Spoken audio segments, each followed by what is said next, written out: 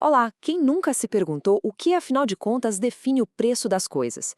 De um simples café até um smartphone de última geração, por trás de cada valor existem forças bem poderosas e muitas vezes invisíveis que moldam o nosso dia a dia. E é sobre isso que a gente vai conversar. Pois é, essa é a grande questão. Quem bate o martelo no preço final? São as empresas? É o governo? Ou será que tem algo mais aí no meio, uma dinâmica que acontece quase que por conta própria? A resposta para isso está num campo bem interessante da economia. Para a gente conseguir entender essas tais forças invisíveis, o primeiro passo é lá na base de tudo. E o campo da economia que estuda exatamente isso é a microeconomia. A microeconomia, de forma bem simples, olha para as peças pequenas do quebra-cabeça. O foco dela é em como as decisões de cada pessoa, de cada família e de cada empresa, dentro de mercados bem específicos, acabam influenciando o quadro geral. E quando a gente fala em mercado, não é para pensar só numa feira ou num shopping, não. Hoje em dia, um mercado pode ser um aplicativo de celular, um site, enfim, qualquer lugar físico ou virtual que junta quem quer comprar com quem quer vender. E é desse encontro que nasce o preço. E olha, dentro de todo o mercado existem dois grandes protagonistas numa espécie de dança. De um lado, a gente tem a demanda, que são os compradores, do outro, a oferta, que são os vendedores. É a interação entre esses dois que, no fim das contas, define o preço de tudo. E essa imagem aqui resume perfeitamente essa dinâmica. Pensa numa gangorra. De um lado, os compradores, torcendo para os preços caírem, do outro, os vendedores, querendo que os preços subam. São interesses opostos, né? Eles precisam de alguma forma achar um meio termo. A lógica por trás da demanda é bem fácil de pegar. Quando alguma coisa entra em promoção, o que acontece? A tendência é que mais gente queira comprar, certo? Essa relação preço baixo, mais gente querendo, é uma das regras mais fundamentais da economia. Agora, do outro lado do balcão, para quem produz, um preço mais alto é música para os ouvidos. É um baita incentivo. Não só as empresas que já existem vão querer produzir mais, como um preço nas alturas pode até atrair gente nova para aquele mercado, aumentando ainda mais a oferta total. Tá. Então, o que acontece quando essas duas forças opostas se encontram? Elas começam a negociar, até achar um ponto de harmonia, um lugar onde a dança finalmente encontra o seu ritmo perfeito. E esse ponto mágico tem nome: equilíbrio de mercado. É aquele preço exato onde a quantidade de produtos que está à venda é a mesmíssima quantidade que o pessoal quer comprar. Não sobra produto na prateleira, nem falta. É o ponto onde todo mundo, em tese, sai satisfeito. Mas e se o preço estiver fora desse equilíbrio? Se estiver muito alto, por exemplo, o produto encalha, fica sobrando estoque. Isso gera o que a gente chama de excedente.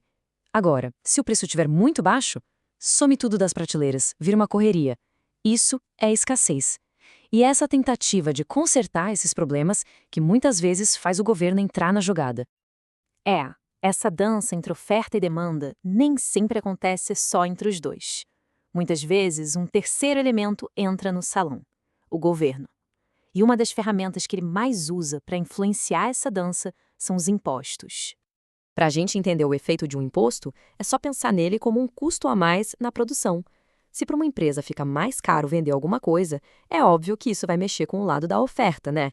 E o efeito de um imposto é tipo um dominó. O mercado está lá, tranquilo, em equilíbrio. Aí vem o imposto. O custo de produção sobe. Com isso, os vendedores já não conseguem oferecer a mesma quantidade pelo mesmo preço de antes. E o resultado final? O ponto de equilíbrio se desloca. O produto fica mais caro para o consumidor e menos unidades são vendidas no total. E aqui está um ponto crucial. Essa história de quem paga o imposto, na prática, a conta quase sempre é dividida. Como dá para ver, os consumidores acabam pagando um preço final mais caro, sim, mas os produtores também saem perdendo, porque recebem um valor líquido menor por cada venda. Os dois lados sentem o peso. Só que o governo não age só com impostos. Às vezes, ele vai lá e tenta definir o preço na canetada. E por mais que a intenção geralmente seja boa, o resultado pode acabar gerando umas consequências bem inesperadas. Vamos pensar num exemplo. Imagina uma cidade onde o governo decide tabelar o preço dos aluguéis, para deixar tudo mais acessível. Na teoria, parece uma bela ideia para proteger os inquilinos, não é? Pois bem, isso é um exemplo clássico de uma política chamada preço máximo. O preço máximo, ou preço teto, é exatamente isso, um limite que a lei impõe no preço de alguma coisa. A intenção é nobre, claro, garantir que bens essenciais não fiquem caros demais para a população. Só que, ao forçar um preço para baixo, o mercado reage, e geralmente de formas bem previsíveis. Primeiro, falta produto, é escassez. Muito mais gente querendo alugar do que imóveis disponíveis, por exemplo. Segundo, a qualidade tende a cair. Afinal, os proprietários têm menos grana e menos incentivo para fazer manutenção. E terceiro, pode aparecer um mercado paralelo, com gente negociando por fora da lei. Certo, agora vamos virar o jogo. E se, em vez de proteger o consumidor, o governo quisesse proteger o produtor? Os agricultores, por exemplo. Um caso bem comum é quando se define um preço mínimo para o leite ou outros produtos agrícolas. O preço mínimo, ou piso, funciona como uma rede de segurança para quem vende. O governo basicamente garante que o preço de um produto não vai cair abaixo de um certo valor, tentando assegurar uma renda justa para os produtores. O problema é que quando esse preço mínimo é mais alto que o preço que o mercado pagaria naturalmente, o resultado é um excedente.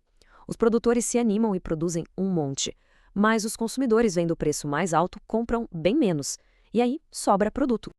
E o que fazer com esse monte de produto encalhado? O governo geralmente tem duas saídas principais. A primeira é ele mesmo comprar e estocar todo o excedente, a outra é subsidiar.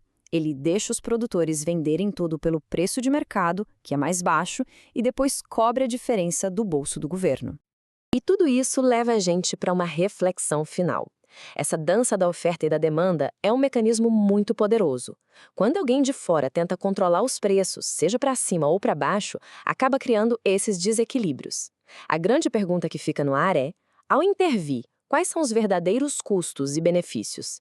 E no fim do dia, quem realmente arca com essa conta?